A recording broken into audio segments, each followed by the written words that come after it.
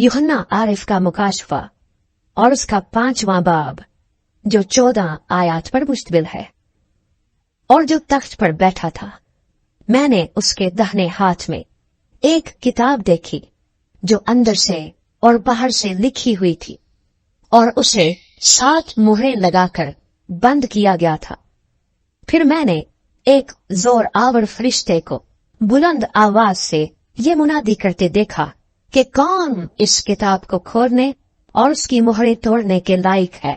और कोई शख्स आसमान पर या जमीन पर या जमीन के नीचे उस किताब को खोलने या उस पर नजर करने के काबिल ना निकला। और मैं इस बात पर जार जार रोने लगा कि कोई उस किताब को खोलने या उस पर नजर करने के लायक ना निकला। तब उन बुजुर्गों में से एक ने मुझसे कहा कि मत रो, देख, यहूदा के कबीले का वो बब्बर जो दाऊद की असल है, उस किताब और उसकी 7 मुहरों को खोलने के लिए गालिब आया। और मैंने उस तख्त और चारों जानदारों और उन बुजुर्गों के बीच में गोया ज़िबा किया हुआ एक बड़ा खड़ा देखा। उसके 7 सींग और 7 आंखें थीं। ये खुदा की 7 रूहें हैं जो तमाम रूए जमीन पर भेजी गई हैं।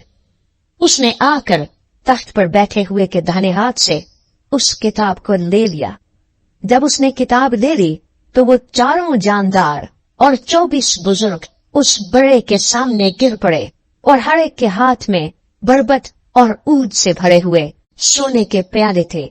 ये मुकद्दसों की दुआएं हैं। और वो ये नया गीत गाने लगे कि तू ही इस किताब को लेने और उसकी मोहरें खोलने के लायक है, क्योंकि तूने ज़िबा होकर अपने खून से हर एक कबीले और अहले ज़बान और उम्मत और कौम में से खुदा के वास्ते लोगों को खरीद लिया, और उनको हमारे खुदा के लिए एक बादशाही और काहिन बना दिया, और वो जमीन पर बादशाही करते हैं। और जब मैंने निगाह की तो उस तख्त और उन जानदारों और बुजुर्गों के गिरदा गिर्द बहुत से फरिश्तों की आवाज सुनी, जिनका शुमार लाखों और करोड़ों था।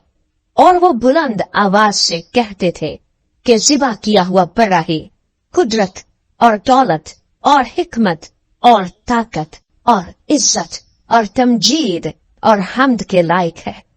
फिर मैंने आसमान और जमीन के नीचे की और समुंदर की सब मखलूकात को, यानी सब चीजों को जो उनमें है, ये कहते सुना के जो तख्त पर बैठा है उसकी और बड़े की हम्द और इज्जत और तमजीद और सल्तनत अब्दुलाबाद रहे। और चारों जानदारों ने आमीन कहा और बुजुर्गों ने गिरकर सिजदा किया।